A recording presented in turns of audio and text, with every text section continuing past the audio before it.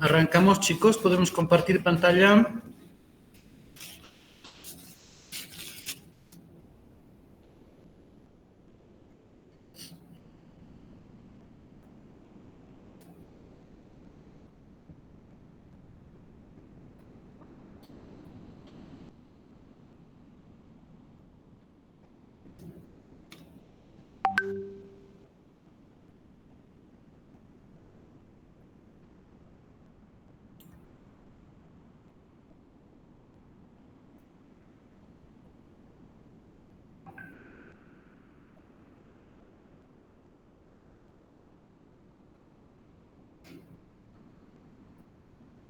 Buenas noches. Buenas noches, arrancamos, por favor. Vamos. ¿Dónde está mi asistente? Voy a compartir pantalla. Empezamos con la diapositiva 67, por favor.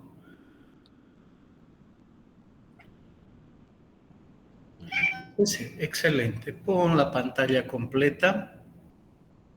No te hagas problema.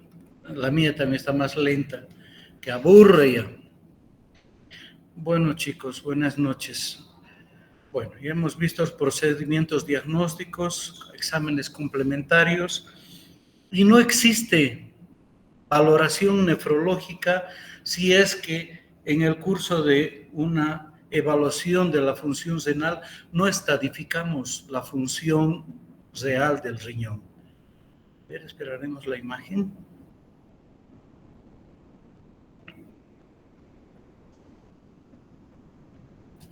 ¿No? Entonces, la evaluación de la función de nuestros riñones, ¿se ven? ¿Tienen en pantalla, chicos, todo? Sí, ¿verdad? Puedes ponerlo en pantalla grande, está muy menudito para mí.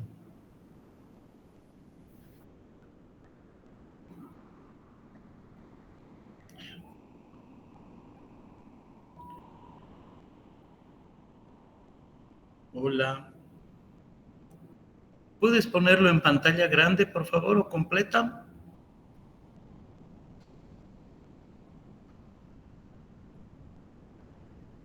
Doctor, ya lo puse, pero creo que está muy lento. Lo voy a volver a poner. Ponlo, por favor. Yo lo tengo como una ventanita nada más acá. Bueno.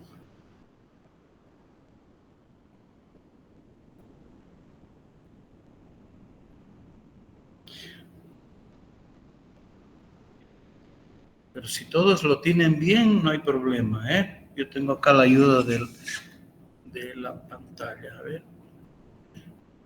Pantalla grande.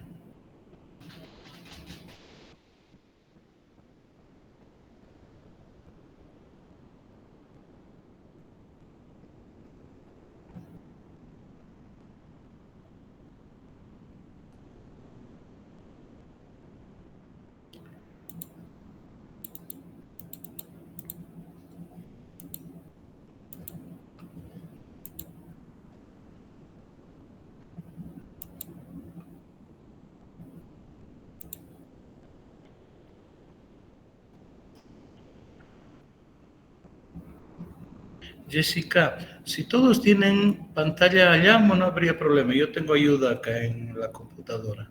¿Sí? No perdamos tiempo. ¿Ok? Bueno, pasa a la siguiente diapositiva, por favor. Bueno, les mencionaba de que no va a haber ninguna visita o valoración nefrológica si no se hace la medición o cálculo de la función renal. ¿Listo? Fundamental porque el objetivo de una visita de un nefrólogo a un enfermo que ha denotado alteraciones en cuanto a la química sanguínea, en alteraciones en el volumen urinario o en alteraciones metabólicas secundarias a la disfunción renal, necesitamos calificar el nivel de función de los riñones. ¿Listo? Y lamentablemente hasta el presente no existe una fórmula, no existe un marcador fiel que con solo su medición refleje el grado de compromiso de la función renal. Recordemos, las funciones que hemos visto ayer son varias y complejas, ¿listo?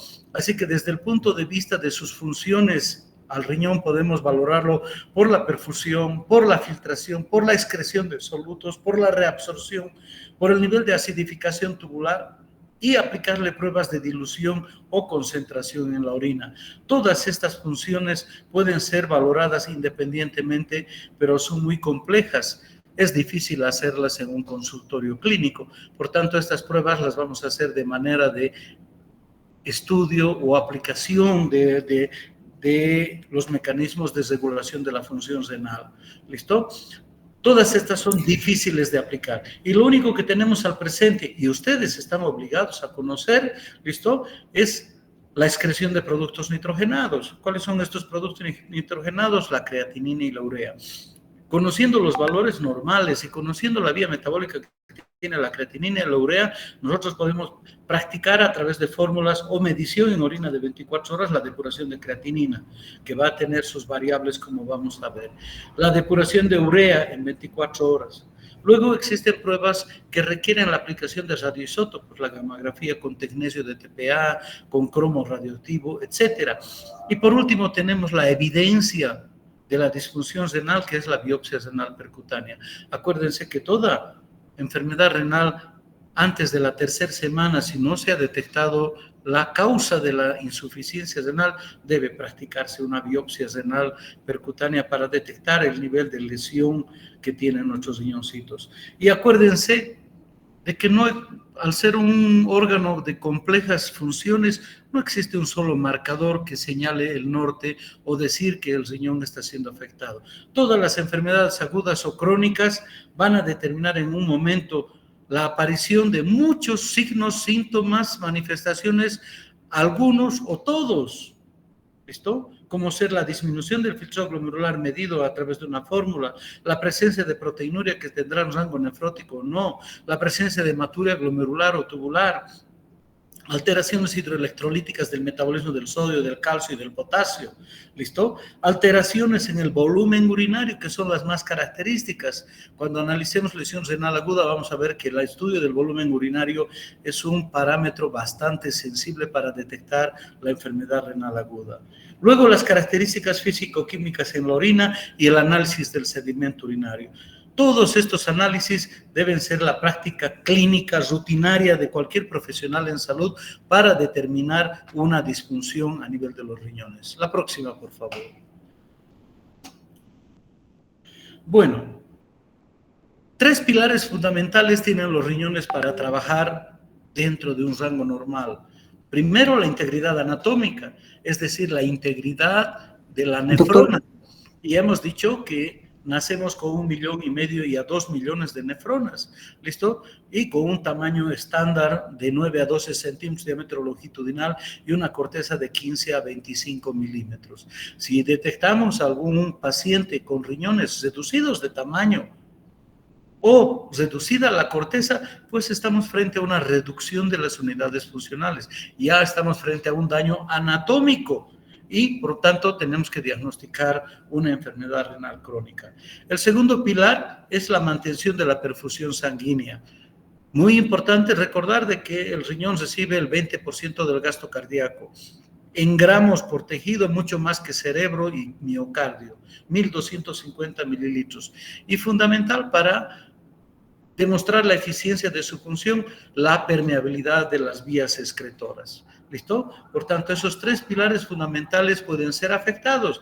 Fíjense, el afectar la anatomía nos va a dar las enfermedades parenquimatosas. La perfusión sanguínea, la enfermedad presrenal, una deshidratación, hemorragia, hipovolemia efectiva, etc. Y la permeabilidad de las vías excretoras a través de una uropatía obstructiva. Entiéndanlo de esa manera y es bastante fácil entender la fisiopatología. Les recuerdo que el gasto cardíaco, 25% va para nutrir a nuestros queridos riñones. ¿Listo? Punto. ¿Cuáles son las dificultades al no tener un marcador ideal para medir la función de nuestros riñones? Bueno, la más mentada y conocida y económica creatinina. ¿Listo? Ya vamos a ver cómo se forma la creatinina. Entonces, hay dificultades. ¿Listo? Para empezar, ¿listo? Las variaciones que tiene por la edad, por el sexo, la masa muscular, el embarazo y algunos hábitos de comer abundante carne. ¿A qué se debe esto? Recuerden, les he mencionado que la creatinina es el producto del metabolismo del músculo. El músculo para su función necesita fosfato de creatina. ¿Listo? La conversión, la explosión y que da lugar a la conversión de actina y miosina y que significa movimiento o gasto muscular, va a liberar el fosfato y la creatina va a ir al hígado a metabolizarse en creatinina. Por tanto, el nivel de creatinina depende, uno, de la masa muscular, depende de la edad. Los ancianos y los niños tendrán niveles bajos, depende del sexo. El hombre tiene un 87, tiene un 15% más de masa muscular. Por eso, cuando aplicamos la fórmula de Cockcroft, reducimos en un 15% el nivel de la masa muscular para la mujer. El embarazo es una situación maravillosa relacionada con el milagro de la vida, en la que los riñones de la madre aumentan su trabajo. Imagínense ese trabajo maravilloso de depurar los productos de crecimiento del feto, de la placenta y de todos sus componentes. Recuerden que la ganancia durante el embarazo, de un embarazo de término, son entre 10 y 12 kilos. Por tanto, es una sobrecarga de masa metabólicamente activa. ¿Y quién se hace cargo de eso? Los riñones de la madre. Hasta el presente no se conoce el mediador inflamatorio. Parece una obra milagrosa en la que los riñones de la mujer, solo por el influjo de las hormonas del embarazo, trabajan entre un 150 y un 180. ¿Qué significa? El filtrado glomerular de una embarazada está entre 150 y 250. Imagínense, la ciencia hasta el presente en este evento que nos acompaña toda la sobrevida del ser humano en la Tierra, no ha descubierto el mediador que multiplica la función de los riñones de la mujer embarazada. Si descubrimos eso, imagínense en alguien que tiene 15% antes de entrar a diálisis, le podemos duplicar o triplicar el filtrado glomerular y se salva de ingresar a diálisis, ¿no? Entonces, son cosas que todavía el hombre no ha descubierto, están dentro del milagro y la fe que tenemos. La gente que ingiere abundante carne, la masa muscular tiene creatina, por tanto, una ingesta exagerada de carne nos va a generar un aporte adicional de creatina. La misma creatina de la masa muscular ingerida, la carne, el asadito es masa muscular y por tanto tiene creatina, va a ser absorbida y llega al hígado como creatina y va a ser metabolizada a creatinina. Entonces tenemos un adicional ahí, ¿no? Entonces estas variables van a hacer de que el nivel de creatinina sea influenciado y por tanto va a dar variables en la depuración. La medida exacta de la creatinina en el plasma debe ser a través de la sección de Jaffe. Al presente, por abaratar costos, la tiras de activa es la que utilizan los laboratorios más populares y nos dejan siempre. Es habitual encontrar creatininas por encima de 10, 15 y el valor real son la mitad en algunas oportunidades. ¿Listo? Entonces, hay un 7% de variabilidad de los resultados por otras técnicas. ¿Listo? Ahora, la creatinina es un soluto que se filtra libremente en la orina, pero también a esto se suma la secreción tubular. ¿Listo? La secreción tubular es mayor en los niños y mayor en los ancianos y mucho multiplicado en pacientes que tienen nefropatía tubular. La nefropatía diabética, por el grado de proteinuria, por el grado de compromiso de la función tubular, tiene aumentada la secreción de creatinina. Por tanto, aparece más creatinina en la orina y cuando aplicamos la fórmula de depuración en orina de 24 horas, inflamos a un nivel alto. Sobreestimamos el filtrado glomerular en estas enfermedades y durante el embarazo. ¿Listo? Bueno, y la otra es la dificultad de juntar la orina de 24 horas. ¿Listo? Acuérdense que la creatinina, para denotar un incremento frente a una enfermedad renal aguda, necesita haber perdido el 50% de la función renal para tener un leve incremento. Por tanto, la creatinina no es un marcador de elección en la enfermedad renal aguda. La próxima, por favor. Bueno, las variables que tenemos para entender un poquito la función de los riñones. Uno, el flujo plasmático renal. ¿Quién mide flujo plasmático renal? No nos sirve. ¿Listo? Simplemente por mencionarlo por un valor académico, es la cantidad de plasma exento. plasma es el componente acuoso con los electrolitos, proteínas, todo solamente exento del volumen celular de la sangre. ¿Listo? Y este es un volumen de 600 mililitros por minuto. Puede determinarse a través de la prueba del paraminoipurato, la inulina y a través de los estudios radioisotópicos, ¿no? Esto simplemente es académico. En cambio, el filtrado glomerular mide el volumen sanguíneo que es puesto en contacto con la membrana basal glomerular en 24 horas.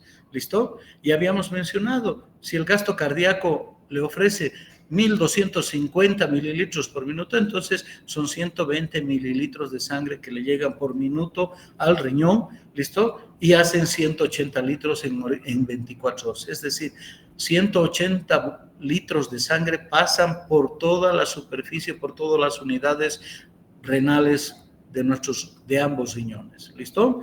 Las mejores técnicas para medición del filtrado glomerular siempre van a ser la inulina, el tecnesio de TPA, por la siguiente característica, que solo se filtran, cero secreción, ceros de absorción, todo lo que existe en el plasma aparece en la orina. En cambio, la creatinina, ya hemos mencionado que hay una proporción que se secreta a nivel tubular. Por tanto, los más fieles para detectar un filtrado glomerular real, la depuración de inulina. La inulina es un polisacárido de alto peso molecular que necesita ser inyectado en concentración conocida al torrente circulatorio y se mide en la eliminación de la orina, y así nos determina. ¿Listo? La inulina no se metaboliza en el hígado ni en las células. La misma cantidad que se ha inyectado al torrente circulatorio tiene que aparecer en la orina de 24 horas. ¿Listo? Necesita mediciones precisas, exactas, y no perder ni un chorro de orina para saber cuál es el filtrado glomerular real. En cambio, el tecnesio de TPA es un marcador radioisotópico. El tecnesio radioactivo inyectado unido al DTPA, ese es el transportador de la sustancia radioactiva, se inyecta en concentración conocida y al individuo se lo somete a un lector de cámara gamma que hace la lectura en cuentas, que son las imágenes negativas a través de la espalda de nuestros riñoncitos, ¿listo? Y ahí vemos independientemente el riñón derecho funciona tanto, el riñón izquierdo funciona tanto, es muy fiel y es muy sensible. ¿Listo? Luego existen las pruebas de depuración y aclaramiento, que sí podemos hacerlo. Requieren juntar la orina de 24 horas. Vamos a ver las fórmulas para calcular el aclaramiento. Son la famosa fórmula del U por V sobre P en orina de 24 horas. Bueno, ha tenido bastante propaganda la aparición de la cistatina C. ¿Qué es la cistatina C? Es una proteína plasmática secretada por todas las células nucleadas en una concentración estándar y que solamente es filtrada a nivel renal. Existe un pequeño porcentaje de secreción tubular, al igual que la creatinina, pero sus concentraciones son más estables y estándar. ¿Listo? En población pediátrica no es muy útil, en pacientes con insuficiencia hepática tampoco, ¿listo? Pero tiene una característica en la población adulta. Es mucho más sensible detectar la elevación de la cistatina C en plasma que la creatinina en el inicio de una lesión renal aguda. La próxima, por favor. No se ha difundido su uso por los costos que representa la detección de cistatina C en sangre y en orina. ¿Listo? Bueno, a lo que íbamos. Esta fórmula tiene que tener aplicación en todos ustedes. No se necesita ser nefrólogo para entender la fórmula de Pocock-Gol. ¿Listo? ¿Cómo se calcula el filtrado glomerular? 140 menos la edad. Siempre les pregunto a mis estudiantes, ¿y de dónde creen que sale 140? ¡Trac! Alguien se ha debido soñar, ¿no? Bueno, les he mencionado en la clase de ayer que todos nacemos con un filtrado glomerular normal entre 150 y 200. El recién nacido tiene ese filtrado y ganar masa muscular, crecer y desarrollar consume casi 60 a 80 mililitros de filtrado. Tal se hace que un individuo adulto de 20 o 22 o 25 años tiene un filtrado de 90 a 120. Por tanto, la fórmula aplica que el mejor adulto llega con 140 a sus 14, 15 años, después de los 10 años, ¿listo? Y se resta la edad, porque ya les he mencionado que se pierde 1 mililitro de filtrado por cada año que sumamos a nuestra vida. ¿Listo? Entonces, por tanto, 140 menos la edad en años, dividido sobre la creatinina plasmática. Fíjense qué tan importante es esto. alguien de ustedes tiene 40 años, 140 menos 40, 100. Y si la creatinina está en 2, fíjense, ya tienen un filtrado de 50, ¡pum! ¿No? El esfínter a la garganta, ¿no? Tener ya una insuficiencia renal del 50%. Bueno, fíjense, ese cálculo tan sencillo ya puede estimar en qué nivel de filtrado nos encontramos. Luego consideramos el peso dividido por 72. 72 es el peso ideal de un individuo adulto que tiene 1.72 metros cuadrados de superficie corporal. ¿Listo? Entonces acá está la variable de la obesidad o la variable del desnutrido o del menor. ¿Listo? Entonces el peso por 72. Y por 0,85 cuando se trata de la mujer. Al multiplicar por este índice, equiparamos el volumen muscular reducido de la mujer a la del hombre. Por tanto, la fórmula de Cockcroft es válida, es la más antigua que se conoce y es válida para que ustedes la almacenen. Tiene sensibilidad fundamentalmente en el seguimiento del enfermo renal crónico. Tiene poca sensibilidad en la lesión renal aguda, pero existen otros criterios más importantes que la fórmula, ¿no? Punto. Luego está una fórmula que ha ampliado la sensibilidad del Cockcroft y se llama la fórmula del MDRD. Sus nombres están en inglés y discúlpenme, no va. Requiere necesariamente la aplicación de una fórmula matemática en una computadora, porque de memoria nadie lo puede sacar, porque hay varias proyecciones para sacar. ¿Listo? No es muy útil en el embarazo, en los niños, en la insuficiencia hepática, ni en la lesión renal aguda, pero sí es muy sensible en el seguimiento de la enfermedad renal crónica. ¿Listo? Sobre todo aquellos que tienen menos de 60 de filtrado. Por encima de 60 no tiene mucha sensibilidad la fórmula del MRD. ¿Listo? Entonces acuérdense, de 60 para abajo, mucha sensibilidad. De 60 para arriba, poca sensibilidad. La próxima, por favor. Bueno, la depuración y aclaramiento. Esto también es muy fácil de acordarse, ¿listo? Es la fórmula del U por B sobre P por 1440. Miren, acordarse ese mnemotécnico es muy sencillo. ¿Qué requiere? Determinar la creatinina en orina, ¿listo? Determinar el volumen urinario, ¿listo? Por 1.73, que es la superficie corporal. En el denominador está la creatinina plasmática y por 1440. ¿Y listo? Suficiente. ¿Listo? Entonces, ¿qué es 1440? Son los minutos que tiene un día. ¿Listo? Entonces, ahí por eso detectamos o evaluamos la función renal en mililitros por minuto. Entonces, se ponen los datos y nos da la función renal en mililitros por minuto. Acá la variable más importante es juntar la orina de 24 horas. ¿Listo? Algunos colegas se emocionan de hacer en cortes de orina, en alicuotas de orina. No es válido. Estamos usando la creatinina. La creatinina tiene muchas variables en el curso del día. Para empezar, la primera orina de la mañana tiene menos creatinina que la orina después del trabajo. ¿Por qué? Porque quien está trotando, caminando en la cama mientras descansa, por tanto la generación de creatinina es baja. ¿Listo? En cambio, alguien que hace fútbol, después de su partido, el nivel de creatinina de orina que tiene, pues es máxima, ¿no? Entonces, fíjense esas variables. Hacer un corte, hacer una depuración y aclaramiento en orina de 3 horas, 6 horas, por no englobar la orina de 24 horas, no tiene sensibilidad. Las cosas hay que hacerlas como se han creado. Si pide la fórmula orina de 24 horas, pues se junta. Y si no, pues hacemos Cockcroft y Gore nada más. ¿Listo? Luego están los estudios radioisotópicos. No voy a abundar mucho en eso porque tienen libros para consultarlos, pero el que más útil es en nuestro medio es el tecnesio de TPA. ¿Por qué? Porque se filtra, se secreta y cero absorción. ¿Por qué? Porque tiene los estadios de fase de perfusión, fase de secreción y eliminación.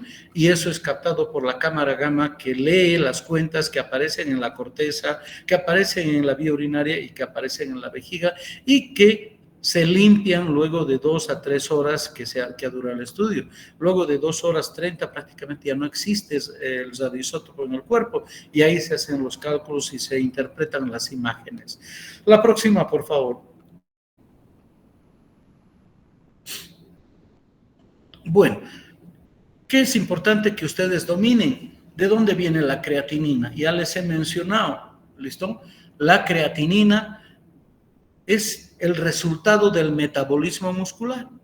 El fosfato de creatina que se desprende del fósforo genera la creatina, y la creatina metabolizada solo en el hígado genera la creatinina. ¿Listo? La creatinina solo tiene excreción renal, por tanto depende del filtrado glomerular, y existe un porcentaje, entre comillas, casi normal, de un 7 a 10% de secreción tubular en personas sanas, y que puede aumentarse en patología tubular. ¿Listo? Los niveles plasmáticos de creatinina dependen de la producción. Ya les he mencionado edad, sexo, masa muscular, enfermedades, ¿listo? Variantes, diurnas, drogas, embarazo. Oigan, si ustedes tienen a un paciente que está amputado de una pierna, miren a la cantidad que se reduce. Su creatinina, que era de 3, va a llegar a 1, y van a decir que ha ganado riñón, ¿no? Parece en la familia Peluche a veces cuando no razonan esas cosas, ¿verdad? Si ha perdido una pata y ya no camina, pues la actividad muscular, el metabolismo muscular se ha reducido un 30%. Ese 1 de creatinina no es sensible. Entonces hay que pasar a otro tipo de pruebas. Hay que hacerle una gamografía renal para ver, ¿listo? Pero sí es importante hacerle una prueba de depuración en orina de 24 horas, que es un poco más fiel que el cálculo directo por la creatinina. ¿Listo? Y acuérdense que en el embarazo también pierde su sensibilidad. ¿Listo? Bueno, la próxima, por favor. Bueno, ¿existe interferencia en su dosaje? Sí. ¿Listo? Hay personas que consumen trimetoprim sulfametoxazol, el famoso Bactrim, bloquea la secreción tubular. Por tanto, el filtrado nos va a salir un poquito menos. En realidad nos va a salir el verdadero filtrado. ¿Listo? También la cimetidina. La cimetidina es un bloqueante H2 para la secreción gástrica que hace tiempo ha quedado en desuso, pero la administración de cimetidina 24 horas antes, dosis plenas, bloqueaba la secreción tubular de creatinina y teníamos un filtrado glomerular real. El Bactrim hace esa misma función, así que hay que averiguar si está tomando Bactrim, cefalosporinas, ¿listo? La presencia de hiperglucemia, la presencia de cetoácidos, el ácido ascórbico. El ácido ascórbico es la vitamina C. Entonces, alguien que toma vitamina C interfiere, compite con la secreción tubular. Entonces, en esas condiciones puede darnos un filtrado bajo y nos podemos asustar. Alguien que está crónico y está con 29 y le aparece 15 de golpe, tiene que entrar a diálisis. Bueno, preferible es repetir si hay la interferencia de estas sustancias. ¿Listo? Entonces, por estas variables, la creatinina no es la única que nos debe ayudar a tomar decisiones en un enfermo renal crónico. ¿Listo? Acuérdense, en niños, ancianos, diabéticos y en una condición que se me ha ido el dedo acá, la insuficiencia hepática. Si estamos diciendo que la creatina es metabolizado a creatinina en el hígado, los cirróticos, los insuficientes hepáticos, pues no metabolizan la creatina, por tanto, el nivel de creatinina en plasma es bajo.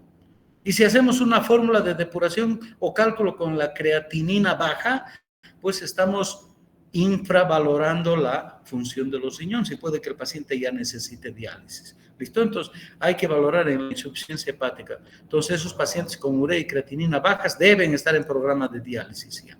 ¿Listo? La próxima, por favor. La urea. La urea es el producto del metabolismo proteico. ¿Listo? Entonces, siempre que pregunto a los estudiantes, a la creatinina le dan metabolismo proteico, son las proteínas. Entonces, la creatinina es metabolismo muscular. La urea sí es el resultado del metabolismo de las proteínas. Las proteínas terminan con un producto que se llama amoníaco, y el amoníaco es metabolizado en el hígado hacia la urea. ¿Listo? Condiciones de aumento de los niveles de urea nos pueden hacer preocupar un poco. Fundamentalmente, los muchachos que hacen fisicoculturismo, que ingieren proteínas en cantidades superiores al requerimiento basal, van a tener urea elevada.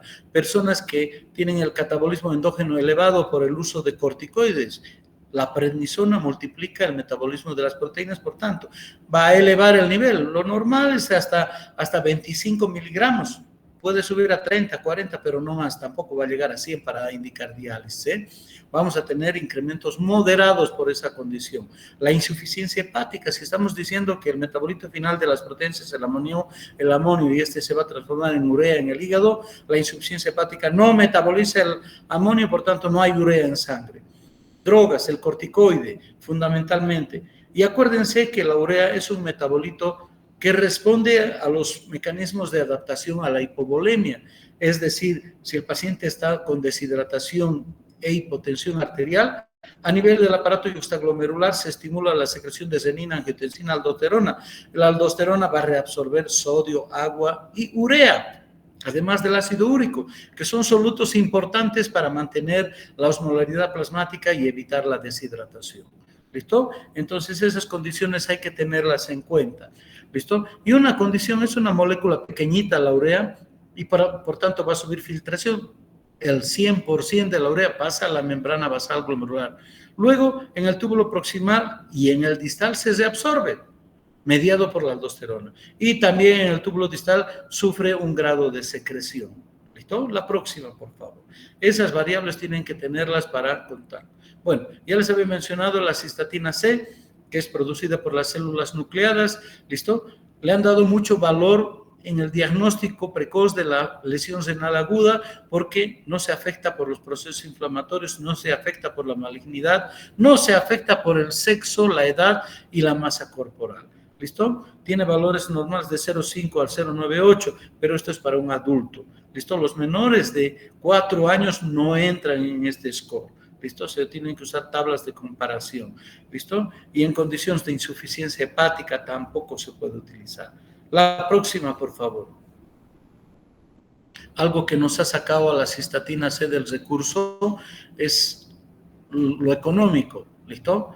Entonces, lo económico y el tiempo que representa la presentación. Mandamos una muestra de orina, mandamos una muestra de sangre y lo reporta en 4 horas. En 4 horas la NTA ya está establecida. No ha orinado en 4 horas y vamos a estar cruzándonos de brazos. No. Entonces, falta la celeridad en su procesamiento. ¿Listo? Es muy útil, pero a nivel académico, nadie pide cistatina C cuando recibe un paciente oligoanúrico. Nadie, en absoluto. Se hace la reanimación inmediata y prácticamente queda como un recuerdo. Eso, simplemente, ¿sí? La próxima, por favor. Bueno, entonces hemos llegado al punto de reconocer la estratificación renal. ¿Listo? Entonces, ¿qué es importante? Con la medición de la función glomerular se reconocen 5 estadios. El estadio número 1 es aquel individuo que tiene un filtrado entre 60 y 120. Acuérdense que en los libros de medicina interna tienen 90, 120. No afectan absolutamente nada. ¿Listo? Entonces, en los textos de las normas de Akin está el paciente que tiene filtrado entre 60 y 120 es el estadio, entre comillas, sano, nada más que tiene una reserva funcional reducida. Y como en la gráfica, vean la imagen de ese riñoncito rosadito, corresponde a un riñón normal. El estadio 2, el filtrado glomerular está entre 30 y 60, ¿listo? Acá puede aparecer poliuria, puede aparecer nicturia, puede aparecer una leve elevación de la urea y la creatinina y aparecer anemia leve. Y una característica importante de que alguien que no se conocía hipertenso es la tensión arterial media elevada. O sea, ya hay tendencia a la hipertensión. El estadio 3, sobra, está entre 15 y 30, ¿listo? Este paciente ya tiene toda la clínica de la enfermedad renal crónica. Ya traduce daño orgánico y funcional de los riñones. Y prácticamente este paciente va a tener síntomas sistémicos, astenia, disnea de esfuerzo, náuseas, vómitos, prurito, ¿listo? Y en la química sanguínea va a tener elevación de la urea y la creatinina. Va a aparecer la hipocalcemia, va a aparecer la poliuria, la nicturia y la hipertensión arterial ya es claramente definida. El estadio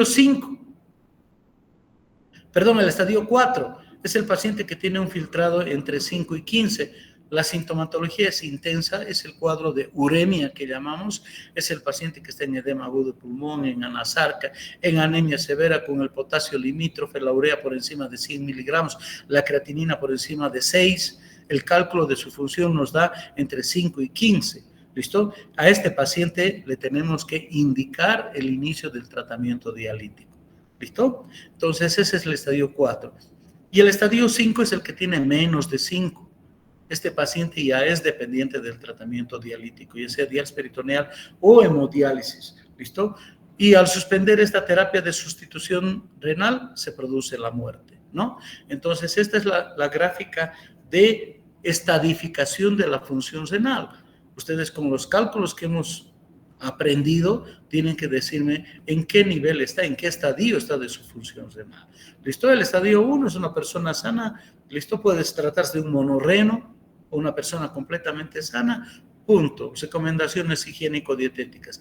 El estadio 2 ya reconocemos un daño orgánico y a este paciente hay que sacarlo del riesgo de la hipertensión y las complicaciones metabólicas. El estadio 3 es una enfermedad que denota ya daño irreversible y se trata como enfermedad renal crónica. El estadio 4, indicación oportuna del tratamiento de sustitución renal. Y el estadio 5, prepararlo para el trasplante renal. La próxima, por favor. La biopsia renal. ¿Listo? Existen situaciones en las que el aspecto ecográfico no se ve afectado en una enfermedad renal. Es el caso de los diabéticos. La evolución del tamaño renal es interesante en la nefropatía diabética cuando la vean con el docente asignado. ¿Listo? Los riñones del diabético son grandes. ¿Listo? Acuérdense que hay 4 enfermedades que son enfermedad renal crónica con riñones grandes. La primera, hiperfrecuencia, la diabetes mellitus. Existe una nefromegalia. Estos son riñones grandes. Uno, por ocupación de la enfermedad esclerótica de Kim-Stevie-Wilson en el mesangio glomerular, va a ensanchar a los glomérulos. Y lo otro es por el aumento de la osmolaridad plasmática que retiene mayor volumen acuoso dentro de los riñones. Al haber hiperglucemia, aumenta la osmolaridad y por tanto retención intersticial o intravascular de agua. Por tanto, el riñón del diabético es grande. ¿Listo? Pero eso no representa que sea mejor o de mejor función. La otra entidad es el monorreno, la nefromegalia vicariante. ¿Listo? Acuérdense, vicariante significa en lugar de. Monorreno ha crecido a expensas de la ausencia del otro riñón. El tercero es las enfermedades inflamatorias, ¿listo? Infiltrativas, leucemias y todo. La cuarta es el mieloma múltiple. El mieloma múltiple se puede ver un riñón de aspecto normal, maravilloso, pero 18, 19 centímetros. Y por tanto debe someterse a biopsia. Son las únicas condiciones en las que se indica biopsia renal con tamaño aumentado de los riñones. La biopsia renal es un recurso necesario, imprescindible para determinar, primero, diagnóstico, segundo, pronóstico y tercero, tratamiento.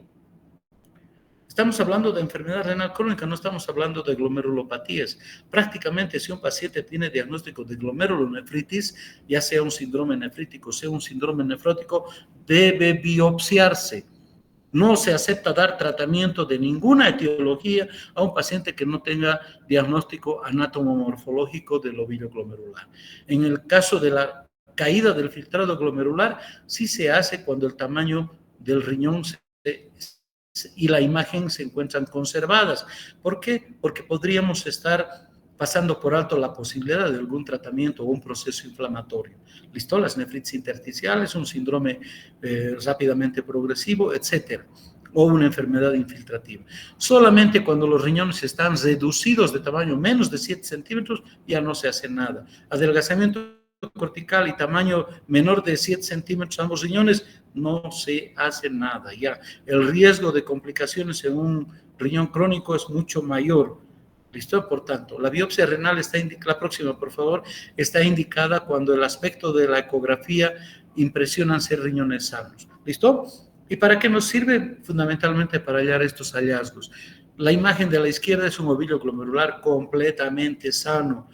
Miren lo maravilloso que es el ovillo glomerular, en la que se reconocen por los núcleos las células endoteliales, las células mesangiales, las células de los podocitos viscerales en el ovillo y los podocitos parietales en el espacio de Bowman. Se reconocen las células tubulares, se reconoce el sistema arterial del ovillo glomerular. ¿Listo? Pero a la derecha tenemos dos situaciones, dos condiciones que van a llevar a la caída del filtrado glomerular. La presencia de un proceso infiltrativo y escleroatrófico. Fíjense, acá el ovillo glomerular ha sido ocupado por una matriz proteinácea. ¿Qué es eso? Infiltración. ¿Qué es eso? Esclerosis. ¿Qué ha llevado? Mire, ya no se ven las luces de los capilares. Por tanto, acá ya no hay filtrado glomerular. La sangre no entra para depurarse. Ya no hay formación de orina en este ovillo glomerular. Y la de abajo es otro crecimiento, es una glomerulopatía que se llama membranosa, en la que, fíjense, el engrosamiento de la membrana basal produce ocupación. Relacionan la imagen del ovillo sano con esta. ¿Listo? Entonces, acá hay reducción de la perfusión sanguínea en el ovillo glomerular, por tanto va a haber insuficiencia renal, ¿no? Acuérdense que las glomerulopatías, por desplazar el volumen sanguíneo y ocupar con otros elementos, van a interrumpir la función de depuración de la membrana basal glomerular y de todos los elementos presentes en el ovillo glomerular. La próxima, por favor. Bueno, estas son otras imágenes con microscopía óptica e inmunofluorescencia. Estas imágenes verdes son la inmunofluorescencia, la marcación de presencia de anticuerpos o autoanticuerpos, ¿listo? En el caso de arriba está en el poro vascular, es una esclerosis focal y segmentaria. En la imagen de abajo, fíjense, el depósito de inmunocomplejos o complemento parecería ser la membrana basal. Es una glomerulonefritis membranosa la de abajo. La superior es una esclerosis. Y fíjense los depósitos de los distintos elementos que van a afectar y ocupar y producen la rarefacción del ovillo glomerular, impidiendo la función de depuración. La próxima, por favor. Bueno, las tinciones de las células, para reconocerlas, requieren inmunomarcación, ¿listo? Para reconocer la primera gráfica, la flechita indica a las células endoteliales. Fíjense, la luz está ahí y se ve un núcleo fusiforme, son células endoteliales. La gráfica siguiente, ¿listo? Están marcadas las células mesangiales, estas alargadas con un núcleo que parecen dobles inclusive, ¿listo? Y con muchos organitos en su interior son las células mesangiales, ¿listo? En la tercera gráfica se ven, ¿listo? Acá también células mesangiales vemos. Y en la última está la membrana basal, que es una tinción de metenamina plata, ¿listo? La próxima, que es de aspecto normal acá. ¿Listo? Entonces son esos elementos que se pueden reconocer. El esquema que siempre deben acostumbrarse a entender, ¿listo? De dentro para afuera es la membrana basal glomerular, la capa de células endoteliales, la membrana basal glomerular y la capa de células podocíticas. Siempre se pregunta ese examen y ninguno responde. Fíjense, el depósito de inmunocomplejos lo que genera discontinuidad de la membrana basal. Acá esta imagen de la glomerulopatía membranosa se llaman las famosas spikes, ¿listo? Que son nada más que complejos inmunes depositados por debajo de la capa de células podocíticas y que generan como una especie de muescas en la membrana basal glomerular, ¿listo? Y en un estadio más avanzado, prácticamente los complejos inmunes en capa continua casi dan la terminalidad de la membrana basal glomerular. La próxima, por favor. Bueno. Esta es una micrografía electrónica, esta es la luz del capilar, una célula endotelial. Fíjense, los poros endoteliales, la capa de célula, la membrana basal glomerular, la capa endotelial, ¿listo? Y acá una célula mesangial. Y acá podemos ver a la izquierda de este gráfico las prolongaciones digitiformes de los podocitos que generan el envoltorio de la capa de células epiteliales. Bueno, la próxima, por favor. Creo que hemos terminado con esto. Bueno, también una micrografía electrónica en la que, para que reconozcan, esta imagen de la derecha es bastante característica. Esto negro que ven es un glóbulo rojo, es la luz capilar. ¿Listo? Entonces, la capa de las células endoteliales con los poros intercelulares y a través de las células endoteliales, la membrana basal adentro y la capa de células podocíticas. Fíjense lo maravillosa distribución de las prolongaciones digitiformes, ¿listo? Estas tres estructuras generan la permeabilidad selectiva del ovillo glomerular. Fíjense, todos los años de nuestra vida han trabajado y han funcionado con esa alta especificidad y nos han evitado generar una insuficiencia renal. Y qué duro que les tratamos al no darles agüita, al consumir antiinflamatorios, antibióticos, al hacer un viernes de soltero, ¿listo? Y las pachangas en la semana médica que hacen ustedes, ¿no? Punto, es acá donde se produce el daño. La próxima, por favor. Bueno, ¿alguna pregunta hasta acá, chicos? Doctor, ¡Cadáveres! ¡Hablen! doctor, disculpe. Te escucho. ¿En qué pacientes está contraindicado la biopsia renal, aparte de lo que dijo en riñones menores de 7 centímetros? Ya. Está contraindicada la biopsia en el monorreno, en el que tenga trastornos de coagulación, ¿listo? Fundamentalmente en ellos, después debe hacerse. En el monorreno, porque imagínate que tengamos un accidente vascular, pinchamos una arteria, tenemos que sacarlo. En todo riñón que tenga una anomalía morfológica, por ejemplo, el riñón en herradura, no se biopsia, ¿listo? Pero hay formas. Al presente contamos con un recurso importante que se llama laparoscopía.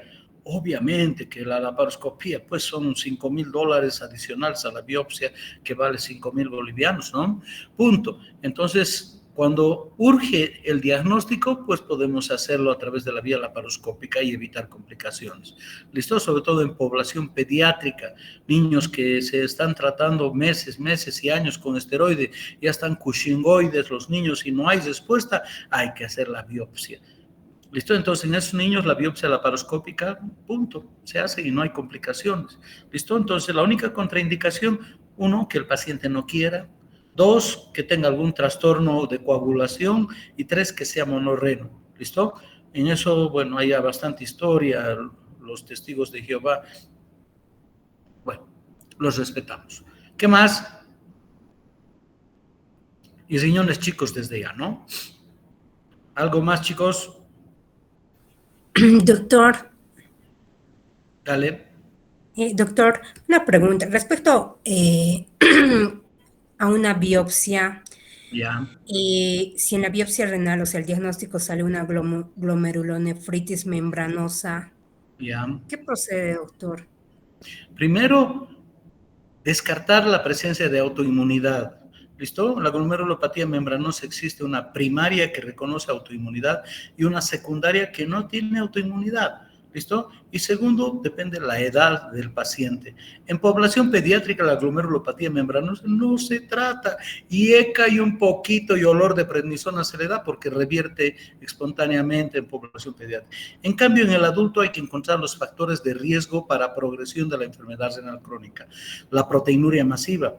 He visto proteinuras de hasta de 25 gramos en orina de 24 horas.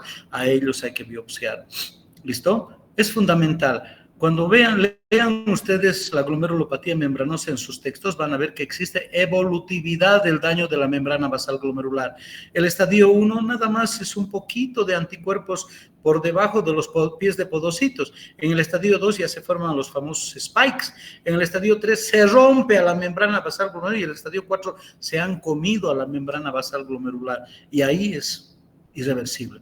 Entonces, se tratan las formas 1, 2 y 3, las formas 4 y 5 se observan, ya no se hace.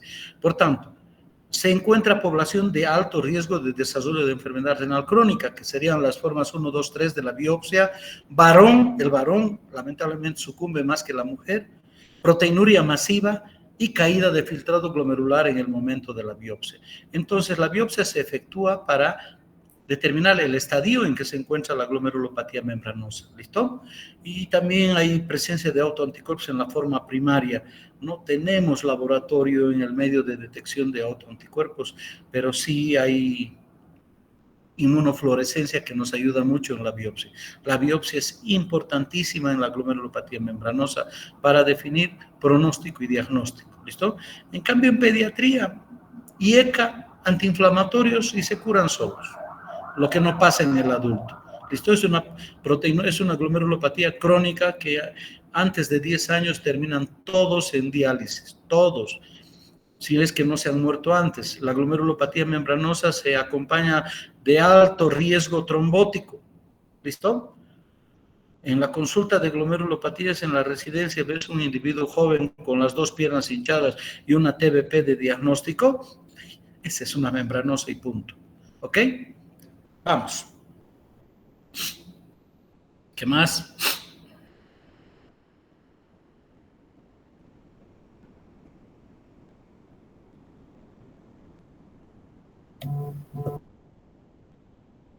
Mañana arrancamos con lesión renal aguda, entonces, ¿ok? Está bien, doctor. Bueno, Está bien. gracias, chicos. Gracias, doctor. Hasta luego. Mañana. Buenas noches. Gracias, doctor. Hasta luego. Hasta luego, doctor. Buenas noches. Buenas noches, chicos, que estén bien.